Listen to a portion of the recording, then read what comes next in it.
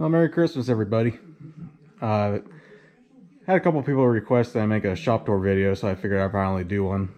Uh, this is probably the cleanest shop will ever be in most of my videos because it's a working garage and it's never 100% organized and everything's where it needs to be. But right now, it's probably as clean as it'll ever be, so I figured I'd take the time to make a YouTube video on it. But this is just a standard 2-car garage. Actually, it's technically a 4-car garage. You can fit 2 on one side and 2 on this side, but with all the stuff I have stored in here and my family has stored in here and my dad, it's kind of, you can only fit 2 cars in here barely. So but we'll start on this side of the garage here. This is the main door that goes out. I got a couple of signs and stuff hung up. Another one of my Kawasaki engine signs. I got my air hose reel, one of 2 of them, hung up here. Up on top, I got a couple of oil cans. There's an old, what is that, Montgomery Ward's motor oil can. Got Wi-Fi out in the garage. I got some oil cans and a John Deere Member Brother toolbox. Up top, I got an old Dayton chainsaw, old gasoline tins, Pennzoil cans, Sears motor oil can. Funny enough, the Pennzoil cans actually came from my neighbor. He was just gonna throw them away, so I grabbed them out of the trash and cleaned them up, and they look pretty good up there, I think. Got some license plates above the door. This is the garage I use the most, but up top there's some more storage, some woodworking stuff, and more junk. Down in this corner here we have some of my scrap metal or metal I use to weld together stuff, and flat stock, tubing, steel, and other stuff. Moving further down the wall, we got my have my lawnmower lift. It lifts the front end of a tractor up off the ground, so you can lay underneath it and scrape out the mower deck or replace drive belts. So that is really come in handy. It's just a Harbor Freight special, but it does what I need it to do, and it works fairly well, so I can't complain. Got my Columbia equipment sign. A lot of these signs came from an auction recently, so I was lucky enough to be able to bid on them and get them, so that was pretty cool. Up top in the basket we have a bunch of towels and blankets for laying on the ground, and over there is just some miscellaneous junk. In the blue bin there's pool toys. We have a pool in our backyard, so there's that. Down here is my welding cart. I got a Central Electric, a Strongo Electric MIG welder. It's just a flux core. It's not the best welder in the world, but it does what I need it to do for all the little bit of welding that I do. And then auto darkening welding helmet. And then down below here I got my stick welder. This is actually a pretty decent little stick welder. It's got it off of Amazon. It's a, what is it? Excuse the noise. Amico Power. It actually can run off of 110 or 240, I believe, is what the 2 things it can run off of. And then I got one of my Coulter wheels for running my plows just sitting in here because I hardly ever use it. And then back against the wall there I got a creeper, which again is back there because I never use it. Up here on the side of my cabinet I got my bench brushes and dustpan. And on top of the cabinet I got, if any of you don't know what these are called pig mats. They sup up liquids and oil and coolant, and they're actually really handy, especially when you're working on engine parts and your oiling and stuff like that. You don't want to get your bench all dirty. I put these down to keep the insides of the stuff like that clean and my bench clean. One of my mats for laying on the ground, just some parts bins in a box that I haven't found a use for yet. Box fan over on top. Actually, I go in the cabinet first. Inside the cabinet I have, on this top shelf, I got miscellaneous hardware, nuts and bolts, pins, and all different sorts of stuff. This shelf is this excess PB blaster and WD-40 carb cleaner, 2-cycle mix oil, and then down below I got all my cleaner and more motor oil. Down below I got a portable air tank, an extra air hose, and then more oil and cleaner. And on the actual doors, I have all my head gaskets. This side is nothing but Briggs and Stratton. Goes the whole way down. I've got multiple of them. Got a couple, 2 or 3 Tecumseh hanging up on the top here. And then over on this one is all my overhead valve Briggs on the top, and then Kohler on the bottom. I do a lot of Briggs and Stratton motors, so I stock up on all these head gaskets because that's one of the common fail points on those. And so that's the cabinet. Got a whole bunch of my stickers and stuff on the front of it. You know, Terrell and Company, as he would call it. A couple of funny stickers, like, yes, that's the truth. I'm not a magician. I fix stuff for a living, but I'm no magician. What else we got here? Refrigerator. Just, it's a fridge. What Mark and I say about it. Up on top of the fridge, I got another one of these fans. It gets hot in here during the summertime, so paper towels, more motor oil, TV for when I'm just hanging out here. I can pop YouTube or something on, using Amazon Fire Stick for that. Up on the shelves, there's some parts for my Bantam tractor in there, just awaiting work to be done on them. More Cub Cadet parts up there, a blade sharpener that needs to go because it doesn't work anymore. I'll make 2 or 3 more videos on the garage. I'm going to do separate videos. I'm going to do a video on just my toolboxes by themselves, and then I will do a video on all my part storage that I have for small engine repair and antique tractors and stuff like that. So this will probably be a 2 or 3 part video, but this is my one toolbox. This is a cheap US General, but it works for what I do. Second one's a US General, top and bottom. This top chest here, I have no idea what it is. There's no branding on it. I think it actually used to be like a nuts and bolts storage thing, but I use it for sockets. And then a Kennedy box on the bottom, and then a Craftsman box in the middle, so it's kind of like a multi-brand unit.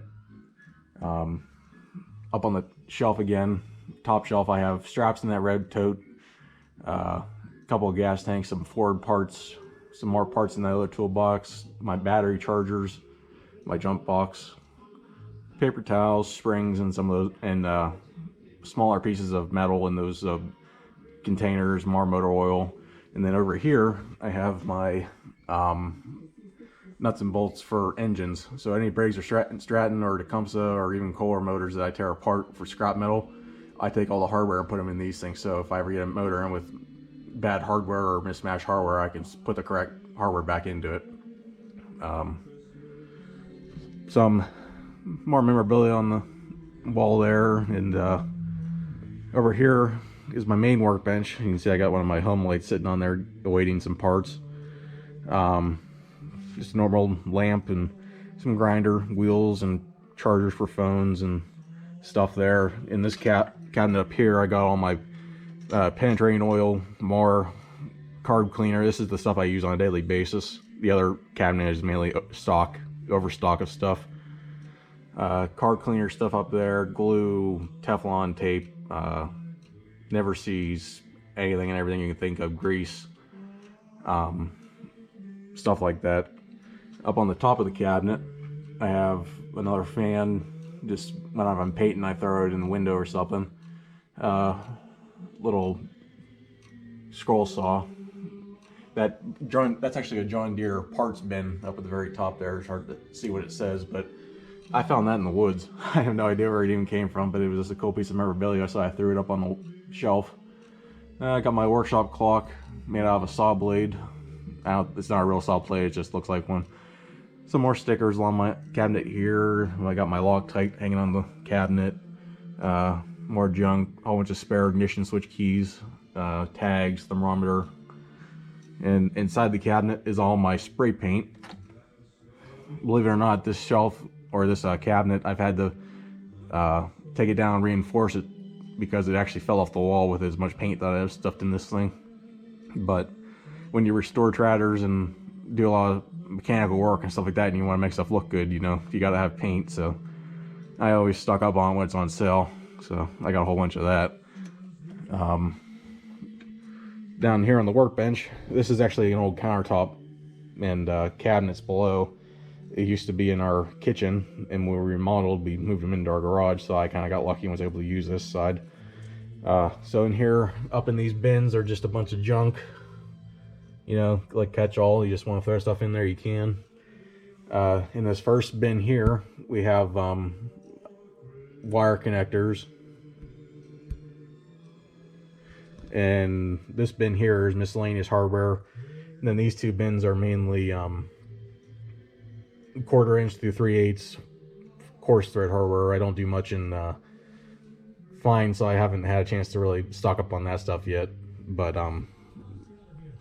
and then up on the top of these organizers, I got another one of my little jump packs. So this thing is actually, it's a what is it here? A NextPal. This little thing honestly has really impressed me. It's USB charging. I got that off Amazon for like 30 bucks, and I replaced, all I did was I had to get it's over here. I got tired of dealing with sorry about that, my GoPro got all screwed up. Anyways, as I was saying, this NextPal engine starter, or jump pack, or jump box, or whatever you people call it, it's really impressed me. I've had no issues with it as far as it being a jump box. The only issue I had was the actual clamps and stuff. It had the stupid I don't even know what you really call it, like a safety on there that you can't jump start stuff with, or else it'll trip, and then you have to click the button again to restart it. Well, those got on my nerves, so I went on Amazon and found these that are just plain connectors. So as soon as you connect it to the box, there's power to it. So if I need like to put hot lead right on a starter, I'm able to do that, and it works pretty good doing it that way. And like I said, I've never had much issue with it. Again, up on top here, little jump box. These, you might be asking yourself, why do I have a deck of cards sitting on my workbench? Well, those actually come in handy for painting lawnmower wheels, or tractor wheels, I mean. You let some of the air out of the tire, and you're able to fit those down in between the bead of the tire and the rim, and that'll keep you from having to sit there and tape up your wheels. And I've done that multiple times, and they have worked out fantastic for that. I have a little torch for my heat shrink. I got some O-ring kits. Again, more junk on top, kind of like a collect-all. Some oil cans for if you just need to oil something. And then over here on this side of the cabinet, I have my wire, my tape, my weed ear string. And then on this wall, I have all my wrenches. Up on the top here is standard combination wrenches. This row is metric and standard ratcheting wrenches, and then down below is all metric. And if any of you are looking for an idea of storage, all I did was take a 1x1, and I cut in sections, and then put screws in where I wanted all my wrenches hung, and then I just wrote on there with a Sharpie. And it's worked out great with different size screws. If you have multiple of one size a wrench, you can throw them all in there, and I've never had a problem working on this bench and stuff like that. None of them have ever fallen off before. So down below here, we have the power strip mounted to the bench. Back over here, I have all these drawers full of stuff. And here is just a junk drawer, miscellaneous hardware and parts for small engines and stuff. Next drawer down is Briggs & Stratton air filters for push mowers. This is all my push mower stock stuff. This is Tecumseh. As you can see, the drawer's empty. I still got to restock on that. And then the bottom drawer is a bunch of microfiber towels. And then in this drawer is glue and more hardware like E-clips and cotter pins and hitch pins, or hitch clips, I mean. On this side is snap rings, an engraver, grease fittings of different sizes. If you haven't noticed, there's a cubby down below. I have two shop cats, or I call them the shop mascots. They're not in here right now, they're out hunting, but food and water's down there. But in this side, I have that bin down there, or yeah, I guess it was called a bin. That has bags of hardware, so when I run out up in these organizers, I can restock them. Just some miscellaneous wheels. On this side I have some jack stands thrown in there. Up on the very top I have a bunch of pulleys, new pulleys, old pulleys, different pulleys for really any application, mostly small engine repair, but I got a couple of steel pulleys and stuff like that up there. I got my pull rope there. I gotta restock that. I usually have a couple different sizes, but I'm down to one. This is just a bunch of throttle cables, and yeah, that's just choking throttle cables. Up top we got some more parts, some belts up there. Another fan hung on the wall. Like I said, it gets hot in here during the summertime. These are more parts in these bins here. Got lawnmower handles and stuff like that in there, and I'll go over this more in another video, but just to give you an overview of what's in here. Up on this shelf in these crates I have Kohler Trader engine air filters, and then Briggs & Stratton air filters for Trader engines. Over here is a bunch of new old stock Briggs & Stratton parts, Kohler parts. Yeah, more parts in those boxes. These bins here have oil filters in them. So Briggs & Stratton and Kohler oil filters of different models and kinds and stuff.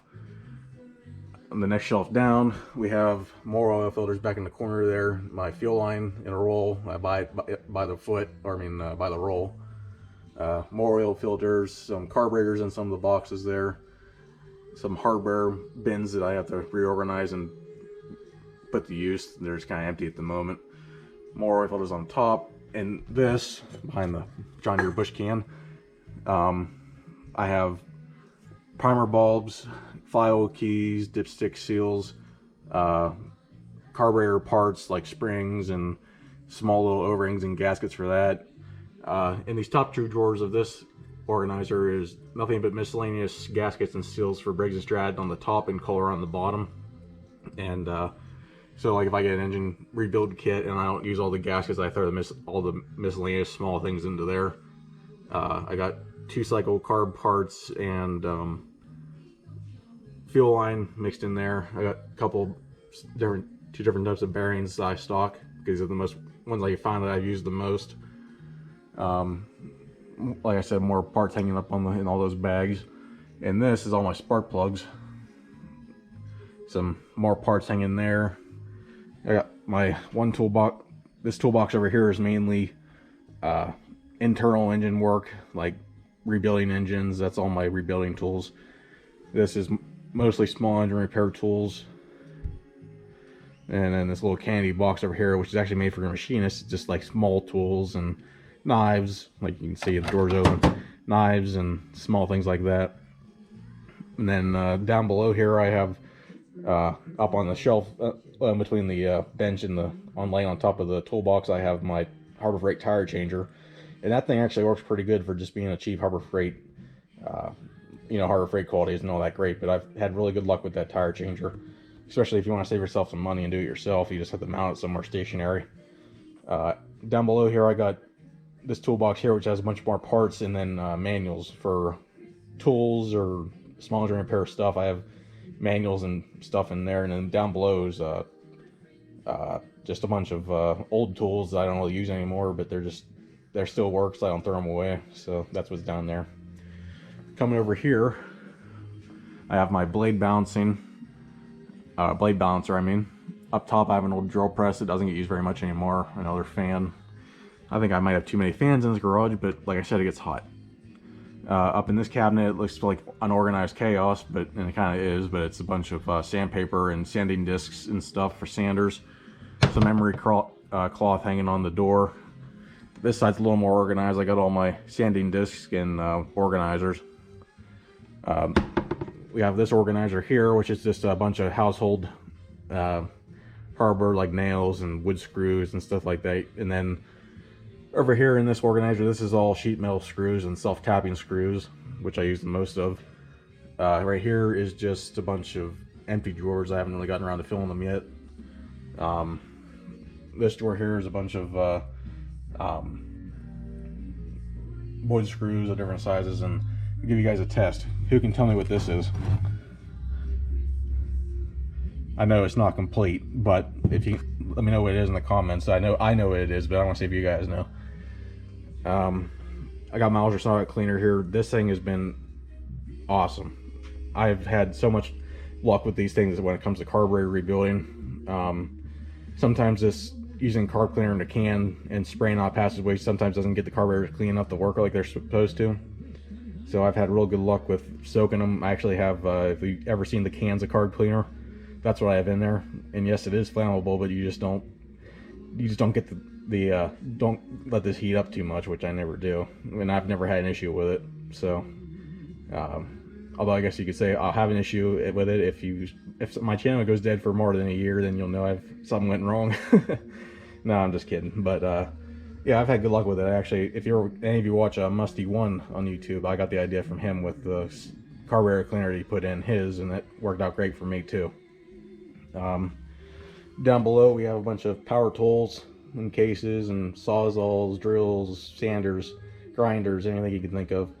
And the Tidy Cat bins and stuff, that's all used oil that I get rid of every now and then. Drain pan for changing oil, 2 jacks, and this is my air compressor. Just a cheap Craftsman thing. This thing is really loud. I absolutely hate it, but it's all I got right now because I'm out of room in this garage. And this is just more household tools and stuff that needs to actually go into the house. Fire extinguisher. And the saving grace for this time of year, as you can see outside on top of the shed, there's snow on the ground, is this Dynaglow 10,000 BTU heater. This thing is awesome. It runs off 240, and it heats up this garage, which is, if I had to guess, it's probably 25 foot wide by 40 foot long. It heats this up in about an hour. It gets up to about 65 degrees in here in about an hour, so the thing works fantastic. Again, on top of the shelf there, another fan. This over here is where my dad works, so I'm not even going to bother showing that, but another fan up there to keep us cool in the summer. I actually do have a window AC unit that I stick in this window for summertime when it's deadly hot outside. Because up here in western Pennsylvania, it can get up into the 90s and it's super humid, so keep it nice and cool in here when you work. And then the saving grace of my shop and all my work that I do is this Harbor Freight motorcycle lift. This thing is awesome.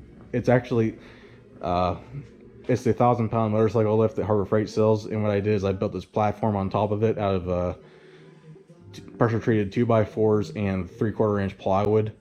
And I have stuff on it now. I got a snowblower on it. It's like a work table, so if I have any pieces of equipment that come in, I just put them on this table, and I don't have to sit on the floor or lean over or anything. I can just work standing up, and it keeps everything nice in here. Besides making the top for it, I did have to extend over here these arms, or the pedals on it that raise and lower it. I had to extend them with some steel, and that wasn't too hard to do with the welder. But I've actually, believe it or not, I've turned the 318 up on there with the wheel weights, and this thing actually lifts it up without too much fuss. It works pretty good. One other thing I forgot to mention, over here I actually managed to find a Briggs & Stratton floor mat, so that was pretty cool. Cool find. It's used and dirty, but hey, it says Briggs & Stratton on it. I'm happy with it. All this stuff over here is my dad's stuff. I'm not really going to show that too much. This bench here is also what I use. This is a old Craftsman drill press. This is my great grandfather's, and I actually managed to find the manual for it, and it's a 1950. It was from the 1950s. You can see the badge there. I just, a couple years ago, I moved this from my grandparents' place because they never used it anymore, and my grandfather actually told me it didn't really work all that well. Turns out the reason it didn't work all that well is because the motor in the back there, it's belt driven, and the belt was super cracked and this ready to snap, so I put a new belt on it, and the thing works great now. I can drill through 1/2-inch steel without a problem. So over here I got another vise, fire extinguisher, drill bits for the drill press, bench grinder. This side, I'm waiting on a new wire wheel to come in for this side. in the toolbox here, this is what I use to take. I take this toolbox on my plow days. Same with all these the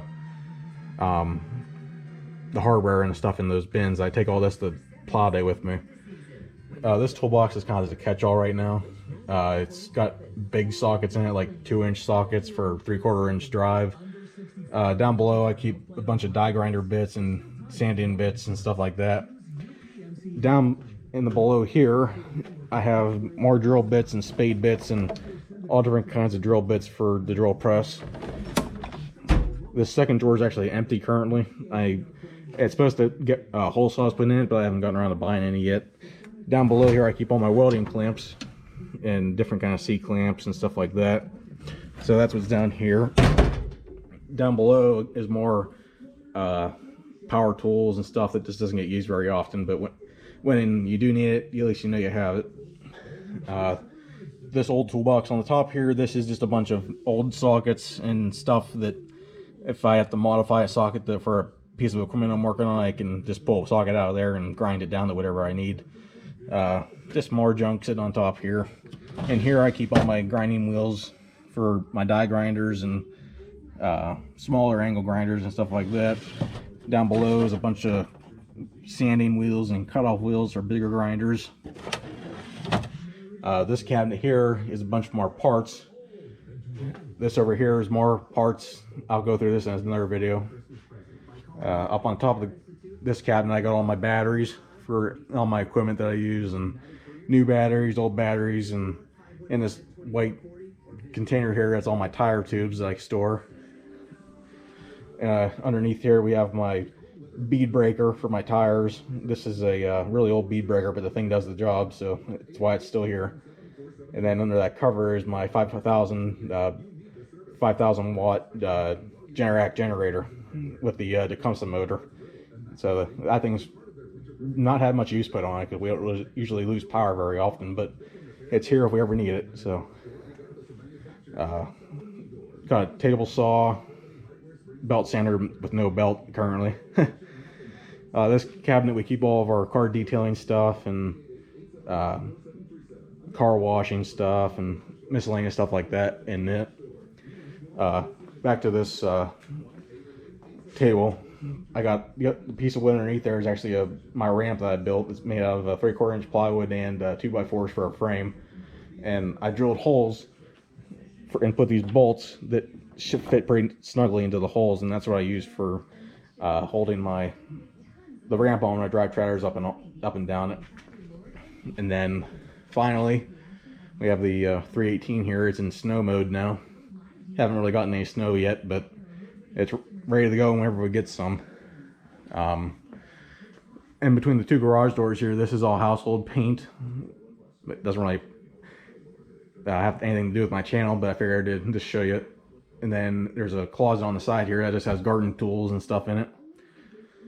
Over on this wall, we have my snowblower that I use also for snow removal. It's I'll make my own video on this whenever we do get some snow. I'll make some videos and stuff I use in this and the 318, but I believe it's a 1994 yard machines and with a 8-horse Tecumseh motor. And with these tracks, this thing is pretty much unstoppable. I've never had many issues with it other than like shear pins breaking, carburetor issues here and there, but the thing fires up and runs great, and can't wait to put it to use this winter. Up on this wall we just got some more household stuff like yard care chemicals, extension cords, ladders, power washer, wands, sawhorses, and some other miscellaneous stuff back there. Just speaking of the power washer, I have a Simpson power washer. It has a Honda GC 190 motor. This doesn't get used very much anymore because we bought a electric power washer, which is much quieter, but this is used for big jobs. And it's getting to the point where it's going to need a new pump, but for now it has enough power to do what we need it to do, so it works good. Other than that, guys, I mean, that's about it as far as the shop tour goes, and it ain't much, but I'm hoping to make some more videos in the future here of repairing some of my equipment that I have. So be on the lookout for some of those videos, but also be on the lookout for part 2. which will be all these going through my toolboxes. But other than that, guys, I mean, that's about it. Oh, I guess I forgot about my other signs I got hung up here. I got 2 Briggs and Stratton ones. There's one on the back side that faces the other way, then a Kohler, and then an Echo outdoor power equipment sign up there too. I actually got a couple other tin signs and a couple of canvas signs that I just don't have the room to hang them up in here, so they're in boxes up in the attic.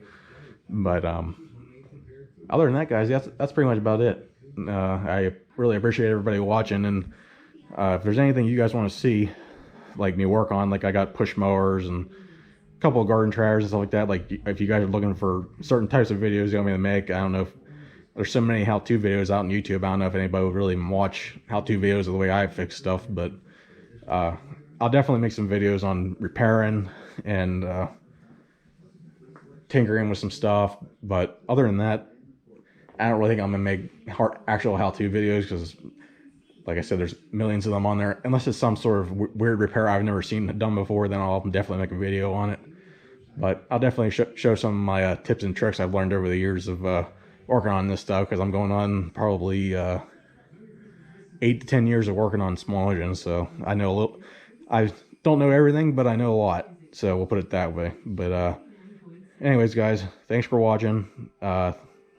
Subscribe and like the video if you want to see more. And I wish you all a Merry Christmas and a Happy New Year. So we'll chat with you later. Thanks for watching. Bye.